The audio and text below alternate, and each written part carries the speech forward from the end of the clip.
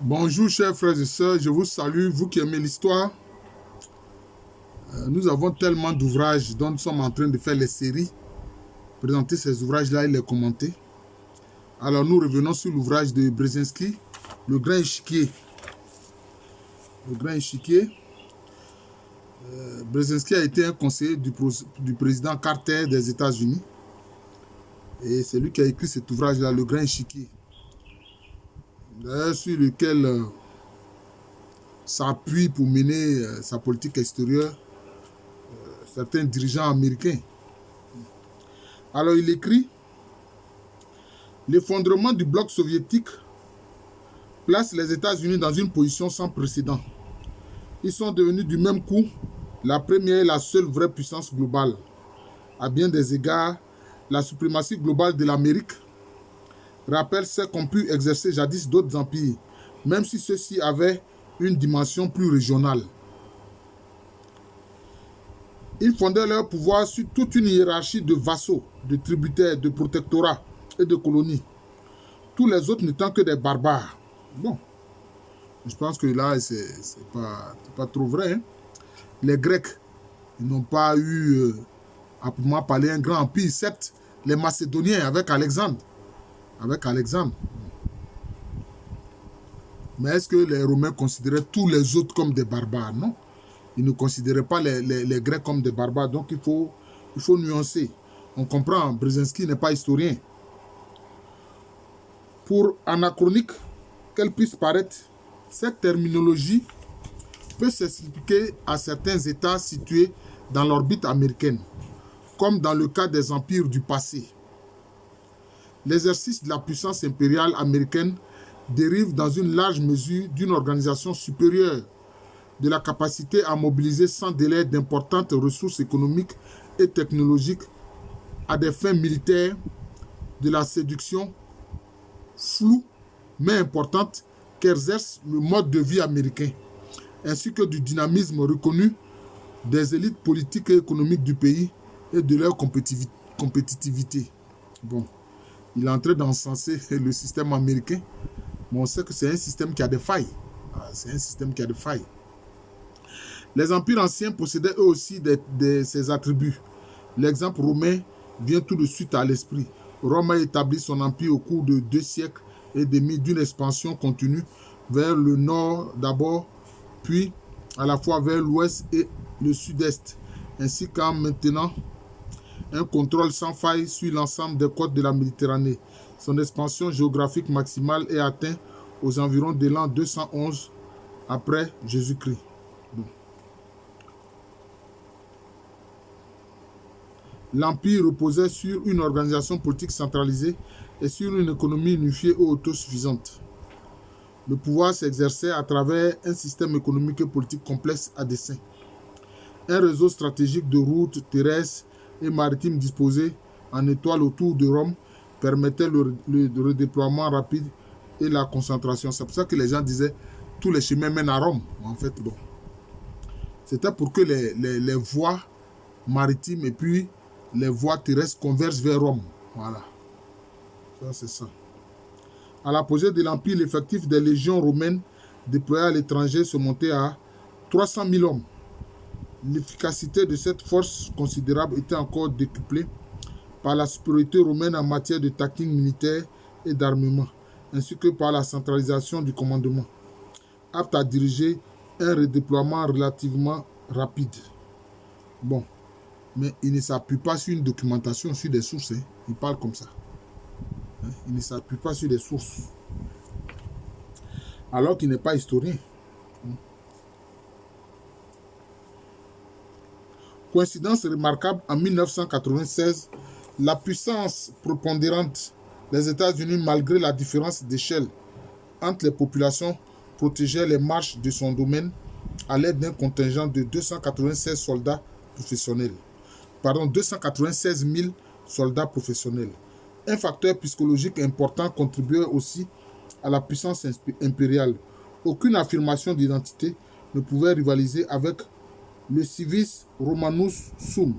Je suis un citoyen romain. Je suis un citoyen romain. Voilà. Un citoyen romain.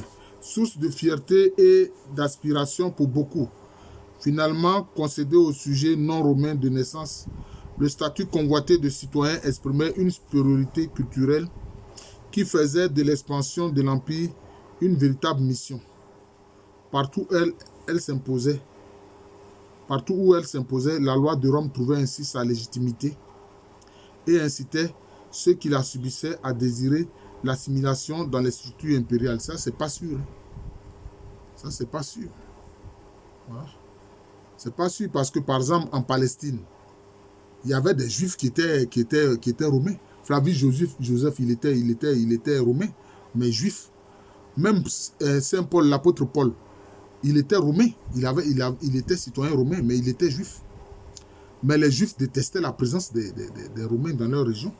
Parce que pour eux, ceux-là ne sont que des idolâtres. Voilà.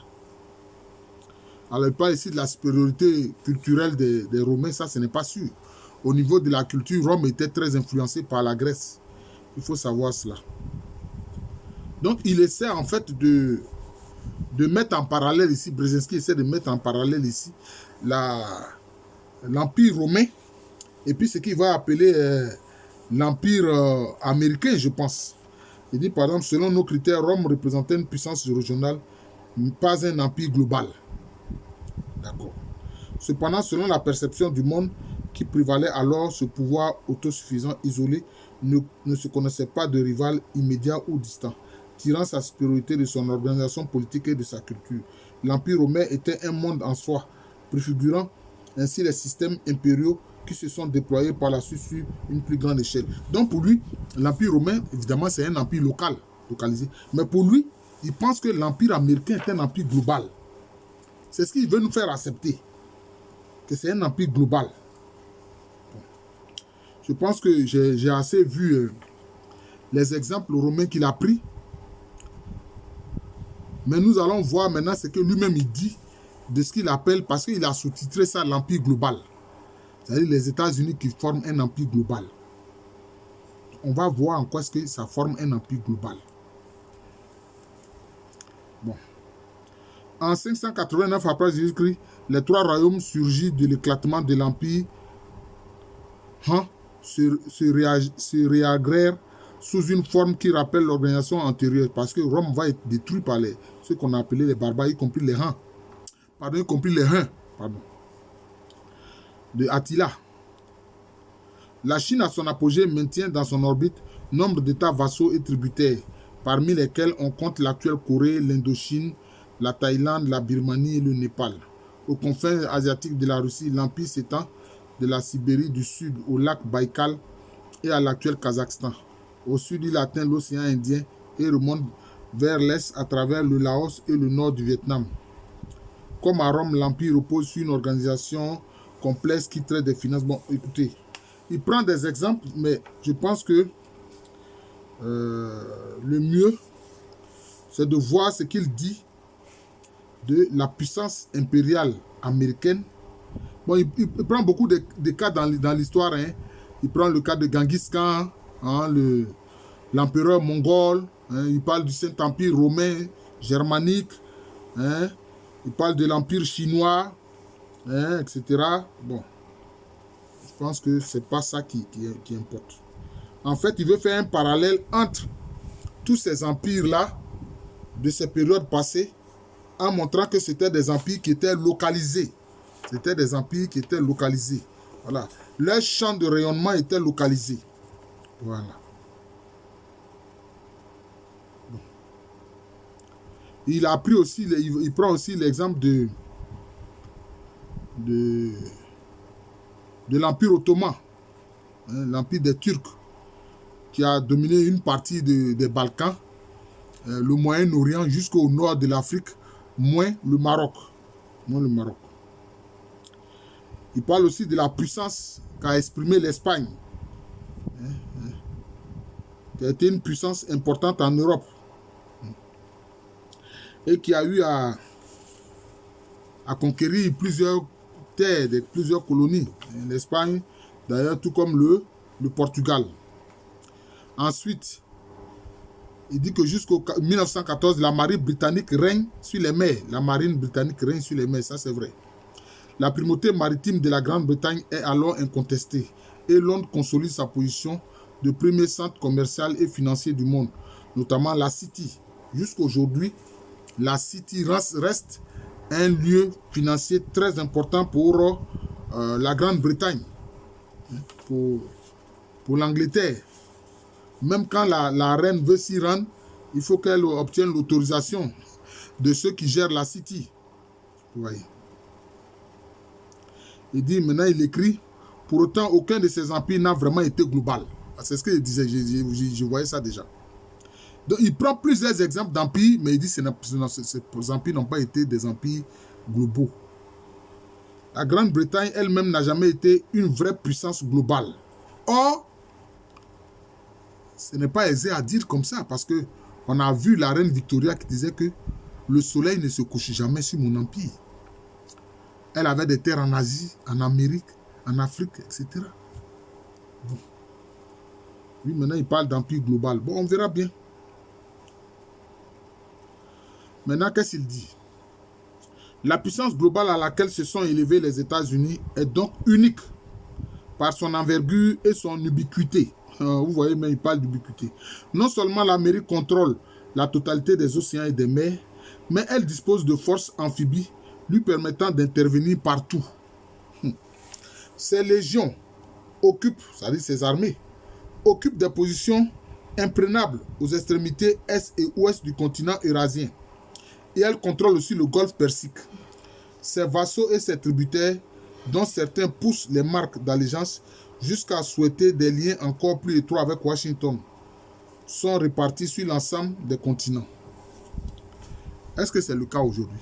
Mais si cet empire était si global, pourquoi est-ce qu'il cherche à se rapprocher des frontières de la Russie? C'est-à-dire que cet empire n'était pas si global que ça. Pourquoi est-ce que alors l'OTAN cherche à se rapprocher des frontières de la Russie? Donc voilà la question. Déjà à ce niveau, on peut contrarier l'argument de Brzezinski. Le dynamisme de son économie explique cette primauté globale. À l'issue de la Seconde Guerre mondiale, l'économie américaine a un statut à part. Les États-Unis représentent plus de 50% du produit national brut mondial. Cette disproportion ne peut durer. Bientôt, la reconstruction économique en Europe et au Japon, puis le décollage phénoménal de l'Asie réduisent leur part relative. Pour autant, à la fin de la guerre froide, leur part dans le PNB mondial et mieux encore dans la production industrielle mondiale s'est stabilisée autour de 30%. C'est-à-dire que déjà, ils ont perdu 20%. C'était 50% au sortir de la guerre. Quand l'Europe est reconstruite et que le Japon est reconstruit après la Seconde Guerre mondiale, ça tombe à 30%. C'est que leur empire n'est pas aussi global que Brzezinski veut nous le faire croire. Maintenant, qu'est-ce qu'il écrit maintenant?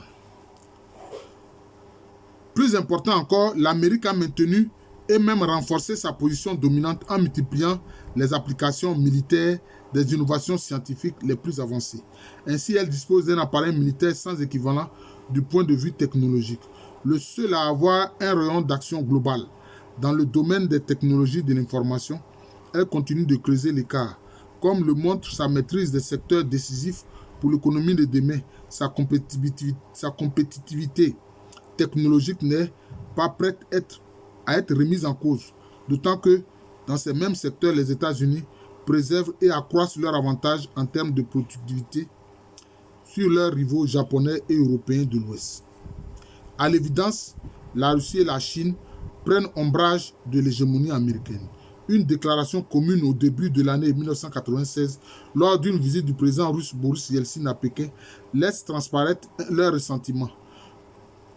Par ailleurs, chacun de ces deux pays détient un arsenal nucléaire capable de menacer les intérêts vitaux des États-Unis. Mais s'ils ont un arsenal nucléaire, bon, donc comment on peut dire alors que le pouvoir américain est global sur toute la planète Terre? Ce n'est pas vrai. Ce n'est pas vrai. Et aujourd'hui, les faits le montrent bien. Même la Corée du Nord défie l'Amérique. La Corée du Nord, là, elle défie l'Amérique. Voilà. Parce qu'elle aussi, elle a l'arme nucléaire et elle a des missiles de longue portée. À partir de ce moment, on ne peut pas dire que la domination militaire est globale. Même on a vu, la domination économique a été réduite de 50 à 30%. Donc voilà. Maintenant, il tire une petite conclusion en disant quoi? En bref, aucune puissance ne peut prétendre rivaliser dans les 4 domaines clés, militaires, économiques, technologiques et culturels, qui font une puissance globale. Seule l'Amérique est dotée de forces armées d'un rayon d'action planétaire. Elle reste le principal moteur de la croissance mondiale. Si par certains aspects le Japon et l'Allemagne peuvent contester ce rôle, aucun de ces deux pays ne jouit des autres attributs définissant la puissance globale. Oui, mais qu'est-ce que les Américains ont fait? À la fin de la Seconde Guerre mondiale, ils ont maintenu le stationnement de leurs armées en Allemagne. Et ils ont maintenu le stationnement de leurs armées au Japon, notamment à Okinawa. Ce que la France de Gaulle a refusé d'ailleurs, il a dit la guerre est finie, retirez vos troupes. Pourtant, eux-mêmes, les Français, ils maintiennent les troupes dans nos pays d'Afrique. Ils devraient les retirer. Voilà. Mais au niveau de la technologie et de l'innovation, différents pays ont commencé à être importants au niveau de la technologie. Mais on se rend compte que l'ouvrage de Brzezinski, aujourd'hui, est dépassé. Je ne veux pas être méchant, mais c'est dépassé parce que ces prévisions, etc., ne correspondent plus aux faits. Voilà, ça ne correspond plus aux faits. Voilà.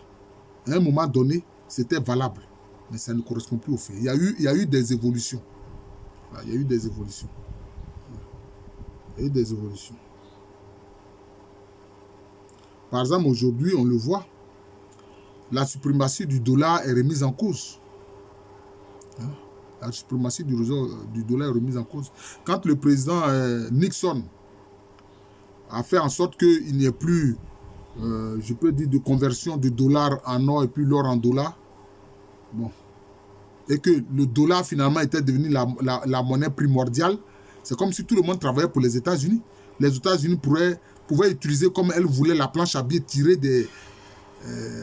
tirer des dollars comme elles voulaient. Mais aujourd'hui, ce n'est plus le cas. Parce que la Russie veut s'adosser sur le rouble et puis les talons. Or, la Chine veut s'adosser sur le yuan et puis les talons or. C'est-à-dire sur sa monnaie et puis les talons or. Donc, vous voyez que il y a des données qui sont en train de changer. Il y a des données qui sont en train de changer. Voilà. L'opinion publique américaine a toujours adopté une attitude ambivalente à l'égard des interventions extérieures. Mais elle a raison. Parce que les États-Unis ont fait la guerre un peu partout. Et puis des jeunes soldats américains meurent. Mais ce sont des guerres loin des théâtres, des frontières des États-Unis. Bon, ils vont faire la guerre en Syrie, pourquoi? Ils vont faire la guerre en Irak, pourquoi? Ils vont faire la guerre en Afghanistan, pourquoi? Ils sont allés faire la guerre contre la Yougoslavie, pourquoi? Hein? Ouais. Et donc, surtout qu'aujourd'hui, au sein des WAPs, c'est-à-dire les blancs anglo-saxons protestants des États-Unis, ils ne font pas beaucoup d'enfants. Donc, ils ne veulent pas que les enfants aillent se faire tuer sur des théâtres d'opération dont ils ne voient pas l'intérêt immédiat pour leur pays. Et ça, ils ont raison. Ils ont raison. L'opinion publique américaine a toujours adopté une attitude ambivalente à l'égard des interventions extérieures. Si elle s'est ralliée à l'entrée de l'Amérique dans la Deuxième Guerre mondiale, c'est pour l'essentiel à la suite du choc provoqué par l'attaque japonaise de Pearl Harbor. L'engagement dans la guerre froide s'est heurté à de fortes réticences, balayées seulement lors du blocus de Berlin et de la guerre de Corée. Après la fin de la guerre froide, le fait que les États-Unis deviennent la seule puissance globale n'a guère suscité d'enthousiasme. Beaucoup d'Américains restent isolationnistes. Des sondages organisés en 1995 et 1996 ont montré que la majorité d'entre eux préféraient le partage du monopole de la puissance. Voilà. C'est-à-dire que la classe politique américaine ne s'appuie pas sur son opinion nationale pour faire sa politique extérieure. C'est ce que ça veut dire. Bien plus que des empires passés, l'Amérique est donc encouragée à gérer son système mondial en cooptant des partenaires, à commencer par les vaincus de la Deuxième Guerre mondiale. C'est-à-dire l'Allemagne, le Japon. Mais Aujourd'hui, voilà, elle a du répondant en face d'elle. Aujourd'hui, elle a du répondant en face d'elle. C'est ça les faits. Les programmes américains alimentent les 3 quarts du marché mondial de la télévision et du cinéma. Cette domination est tout aussi marquée dans le domaine des musiques populaires et de plus en plus des phénomènes de mode vestimentaire, alimentaire ou autres nés aux États-Unis se diffusent par imitation dans le monde entier. Sur Internet, l'anglais sert de lingua franca et une majorité écrasante des services en ligne sur les réseaux informatiques, etc. Oui, c'est vrai. Au niveau des nouvelles technologies, notamment de l'information, bon, les États-Unis sont en avance. C'est Google, Facebook, YouTube, etc. Ça, à ce niveau-là, c'est clair. Mais là aussi, ils commencent à trouver en face de comment je vais dire ça, de la concurrence. On voit par exemple le TikTok des Chinois qui prend de l'importance. De plus en plus, les hommes politiques des pays démocratiques adoptent la manière américaine. John Fitzgerald Kennedy est sans doute celui qui a suscité à travers le monde le plus d'imitations. Mais le style des dirigeants plus récents, moins mythiques, est lui aussi disséqué avec attention et copié. Des personnalités aussi différentes que le récent premier ministre japonais Rikyu Taro Hashimoto et le tout nouveau premier ministre travailliste anglais Tony Blair. Notons au passage le diminutif Tony, à l'instar de Jimmy Carter, de Bill Clinton ou de Bob Dole, etc. Bon. Donc, pour lui, dans ce chapitre-là, ce qu'il faut comprendre, c'est que pour lui, l'Amérique est une puissance globale, a un empire global. C'est-à-dire que l'Amérique domine dans tous les domaines.